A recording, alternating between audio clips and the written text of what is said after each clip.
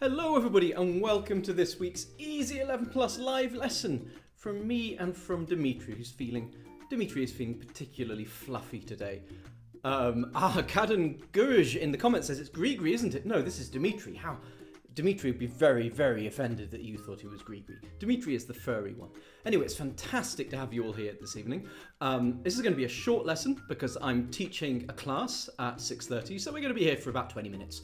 We're going to look at some verbal reasoning questions. If you want to join my lessons and actually be able to have a proper lesson in which you interact and tell me why I'm wrong, then have a look at my website, linked down there. You can try your first lesson for free, and you can also sign up for loads of free resources and all that kind of thing. Lovely to see so many familiar faces in the live comments. Dimitri's getting wriggly. I'm going to go and put him down somewhere behind my green screen. Give me a second.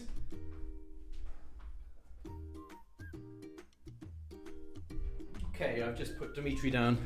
I've put Dimitri down on a bed behind my green screen. Well, hopefully he will go to sleep for the duration of this lesson. All right, let us get cracking with the task for today. So I'm going to try and romp through this. Most of the questions we can get through quite quickly. A few of them are a little bit trickier. And let's see how we do. So focus really on the methods that I'm using as I go through. We start off relatively easily, I think. Arrange the words of the following sentence in descending order of length, number of letters. The hardest thing here, I think, is working out what it means. Descending means going down. In other words, starting from the biggest number and going down to the smallest. So, number of letters, well, we could count the letters, but actually it's fairly obvious. Butterflies has the greatest number of letters, then freely, then fly. Butterflies freely fly.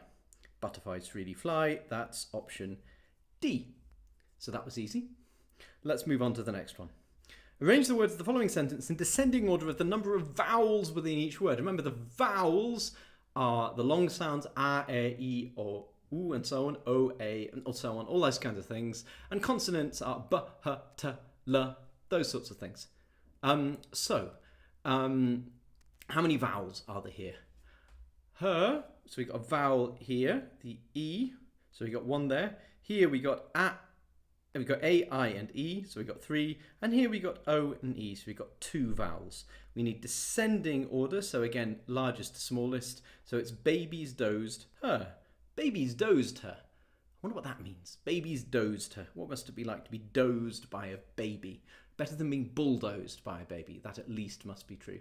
Tops A says, wait, Robert, why did it start early? It didn't. This lesson is at 6 o'clock. I'm trying to find a regular time that works around my teaching, and I'm hoping that 6 o'clock will work. Arrange the words of the following sentence in reverse alphabetical order of their final letter. Now, you might think that this is the question, but in a way, I think that this is actually the question. It's whether you can understand what you're being asked clearly and then know exactly what to do. Reverse alphabetical order of their final letters. The final letter is things like, so we got B, R, S, N, and E. Those are the final letters. Reverse alphabetical order. So normal alphabetical order would be A, B, C, D, E. Reverse alphabetical order would be E, D, C, B, A. Phew, I got that right. What would this be in normal alphabetical order? We would have B would be the first, then E, then N, then R and S, 4 and 5, like RSL. There's an advert hidden everywhere. So we'd have Bob time on never arrives, but we need reverse, and that's why you need to read the question really carefully. That's why the question is the test. So the reverse order would be 5, 4, 3, 2, 1. Arrives never on time, Bob. Arrives never on time, Bob. Arrives never on time, Bob, and that's option C. So we just need to make sure that we read the question really, really, really carefully. Well done to Sathajan in the comments, a familiar face, or familiar name rather. A face in another context, but a familiar name here who has chosen option C. Okay. Rearrange the words of the following sentence in descending number of syllables. So descending, again, we've got the hang of that. That means going down. Ascending, going up. Descending, going down. You ascend the mountain before lunchtime and you descend the mountain after your lunch. So we're looking for the number of syllables and we got to go downwards. How many syllables? Straight. Straight. That's one syllable. There are quite a lot of letters there, but it's one syllable. Water courses. That's 4 syllables. Seldom, 2 syllables. Deviate, 3 syllables. You can only find the number of syllables if you say the word aloud, or at least say it aloud mentally, as it were. You have to hear the word. Syllables are sound units in a word. Straight, water courses, seldom, deviate. Okay, so descending number of syllables. So we got water courses, deviate, seldom, straight. That is option C. Which of the following words from this list are homophonic? So we got court, fought, court, and fought. So that's difficult because we've got 2 pairs. So surely there are going to be 2 options here. It could be court and court, or fought and fought. A, court and fought and court and fought and court. None of those are homophonic. I should explain what homophonic means, sorry.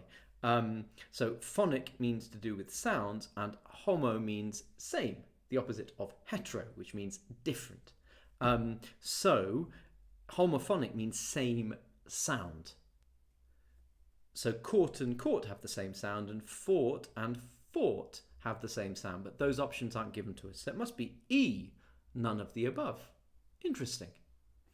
Okay, well done to Tops A, screaming E, and also to Shekar Paul, also with a slightly more reserved single E. Mustafa says, am I late? Oh, you're a little bit late, but I've been confusing everybody by changing my lesson times. I'm going to see whether I can stick to 6 o'clock. That would be best. That would suit me best, and I hope it suits you. And it's traditional, because my lessons always used to be at 6 o'clock.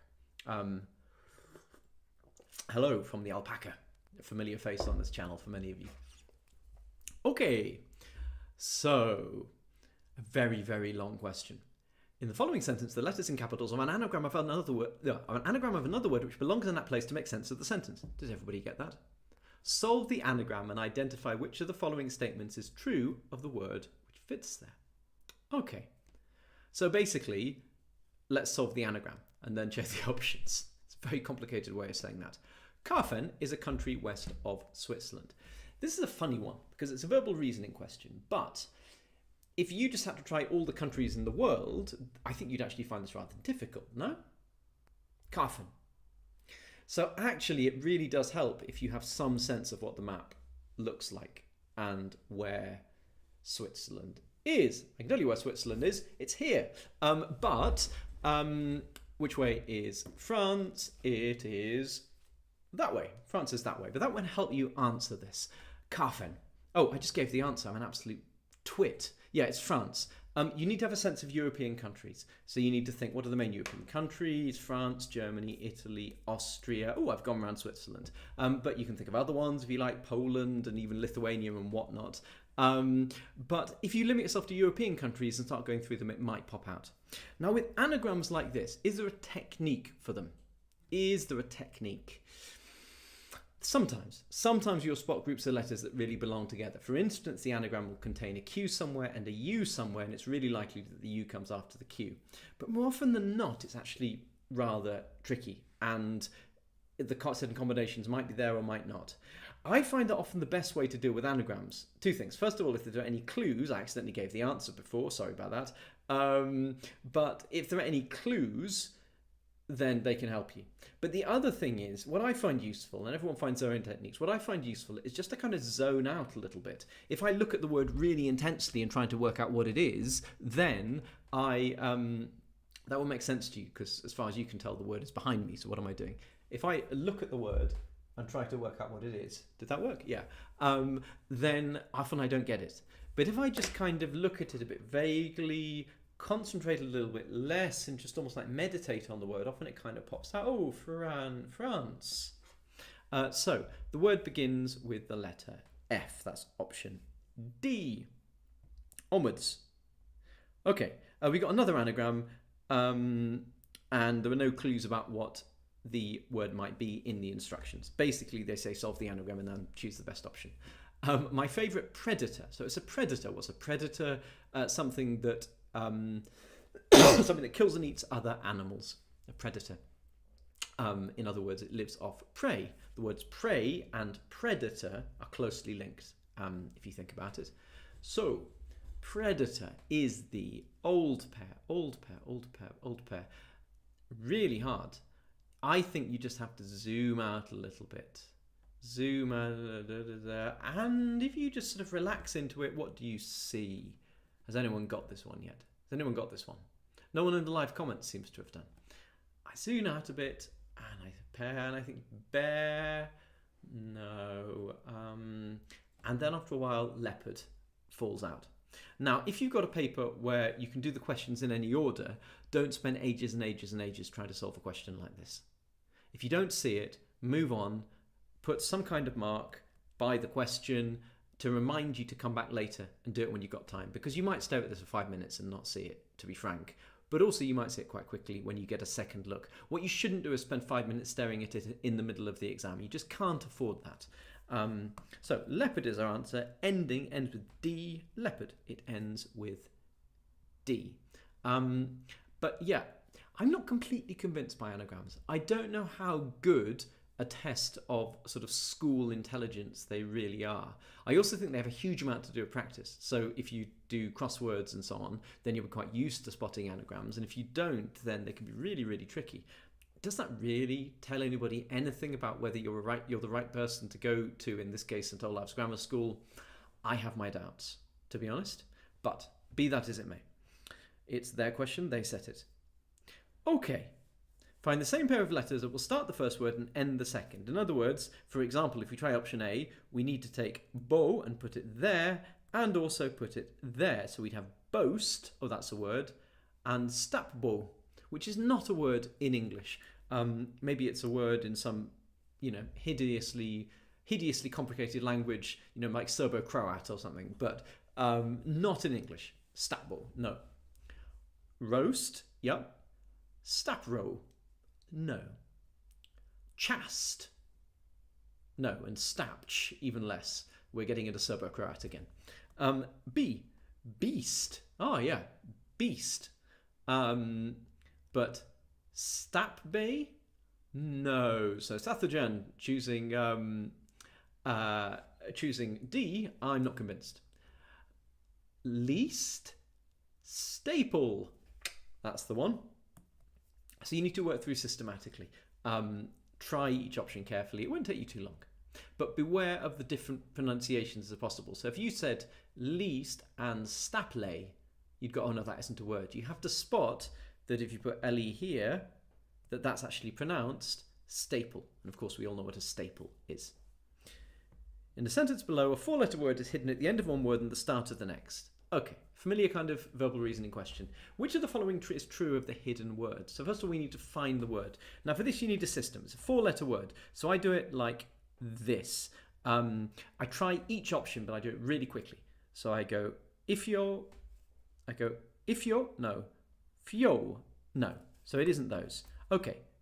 Ua, uas, uask. Now this takes a little while to do like that, underlining and showing you. It's really quick when you're used to it. So I askum, skame, kame, no. Meka, ekat, no. Kate, no. Atea, tia, or tear, depending how you pronounce it and which word it is. Okay, that's the answer. We don't need to carry on looking through because we found something that's definitely a word. If there's another one, that's a fault in the question, but this is definitely a word that's in there. Tia, or te. So the first letter is an M, no, second letter is an A, no, the third letter is a T, no, the fourth letter is an R, yes. So D is the answer.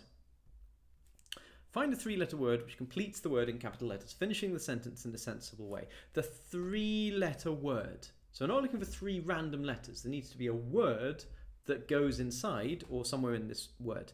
So the missing word could go here, it could go here, it could go here, it could go here, it could go here, it could go anywhere.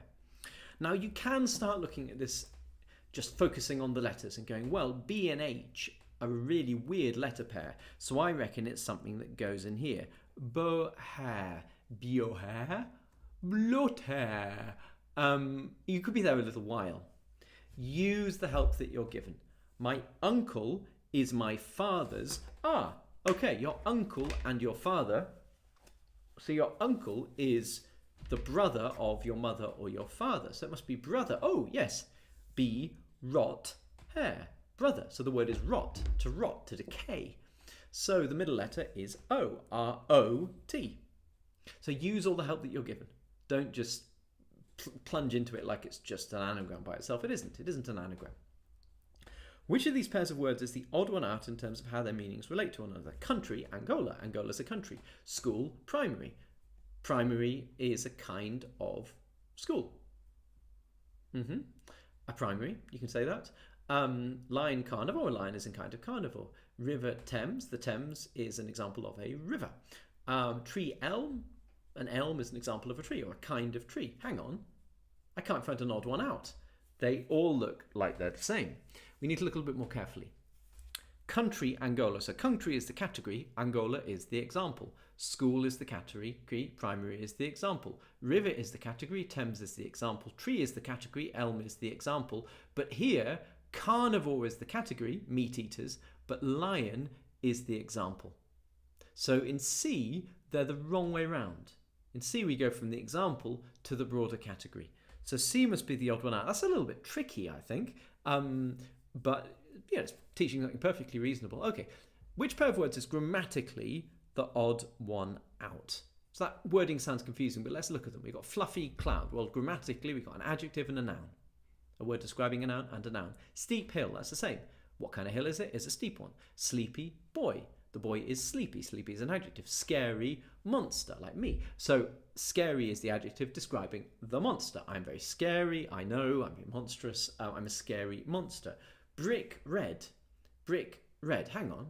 So red is the adjective and brick is the noun. Brick red. But if it was like the others, it would be red brick. Adjective, noun. So E is grammatically the odd one out. Okay. Malgan, oh, I love this. Malgan's torvidapels were klimping. Malgan's torvidapels were klimping scurvidly. That sounds lovely, doesn't it? These made up words. So they're giving you made up words, so you can't fall back on knowing the word. You have to be intelligent. We're klimping scurvidly. So an adverb describes a verb, generally. So klimping is the verb, that's what they were doing, or were klimping is the verbal construction. They were klimping. How were they doing it? They were doing it scurvidly. Scurvidly is describing the verb. Scurvidly is the adverb, but also the fact it ends in ly might be a clue. Scurvidly. Right, and now we come to these last two. I'm going to need to finish soon, so let's power on a bit, but these are a little bit tricky. Okay, letters used in the following words each correspond to a single-digit code number. The number codes for three of these words are listed in a random order. Right, basically, we've got three number codes, 5412, 4531, and 6153. And we've got four words, but only three of them are described by these number codes. So that makes it a little bit tricky, matching which to which. So you need to look for patterns in the words that you can match to patterns in the number code. So one pattern in the words that I see immediately is that two words begin with F. Two words begin with F. Okay, so are the two number codes beginning with the same number? 5, 4 and 6, no. So one of these two words, fled and fade, is not one of our number codes. That means that we know that idea and dial are both some of our number codes. What else do I notice? I notice that idea and fled both have E as the third letter. Okay, are there any other common third letters? No. So do two of our number codes have the same number third? So we got 1, 3 and 5. No, they don't. So therefore idea and fled aren't both here. And we know that one of the F words isn't here, it must be fled. So that isn't here. We've got idea, fade and dial. What else? What do I notice about these three words? I notice that all of them have A's in. We got an A in the second place in fade, in the third place in dial, and in the last place in idea. So is there a number that does that? We've got hang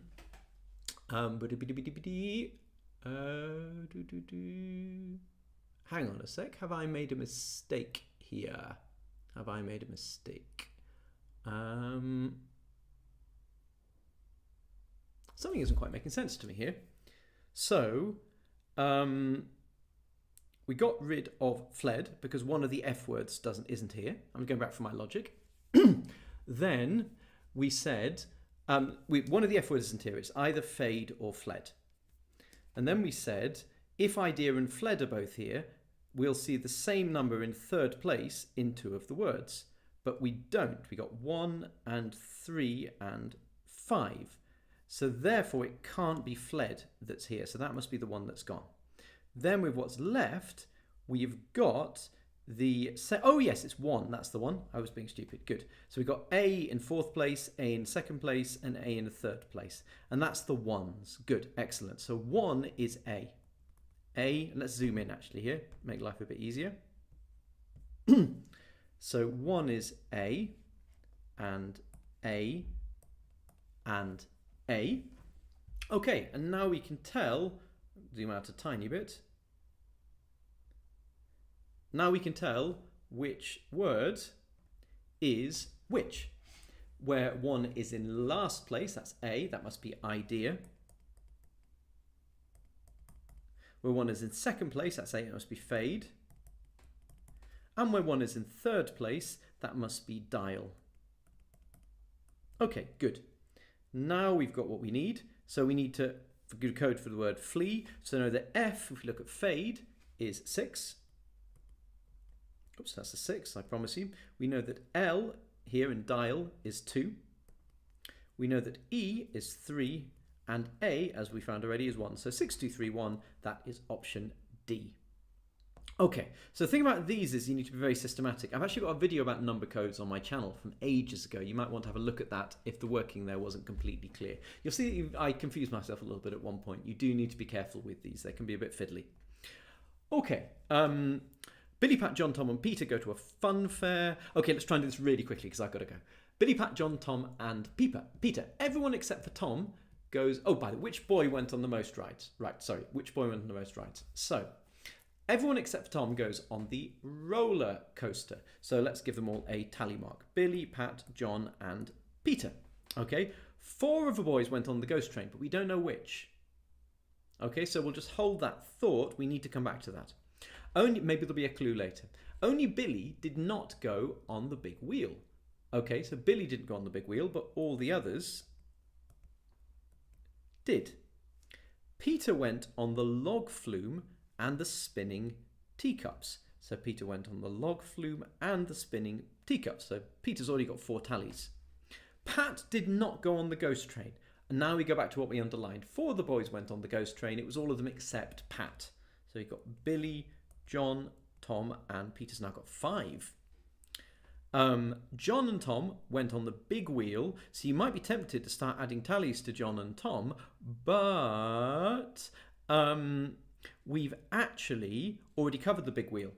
Looking at this bit, only Billy did not go on the big wheel. So this is actually repeating information we already know, so we don't add any more tallies there. Before going on the log flume. So John and Tom also went on the log flume. Okay, who went on the most rides? It's most clearly Peter. And that is it, people. Super. Well done. Tracy Zhao says it's buffering. Most likely if it's buffering, that's a problem with your internet supply rather than my video making, but I cannot absolutely promise that. No, a few people are saying it's buffering. Well, I'll have to have a look at the recorded video and check. I cannot answer it. Okay.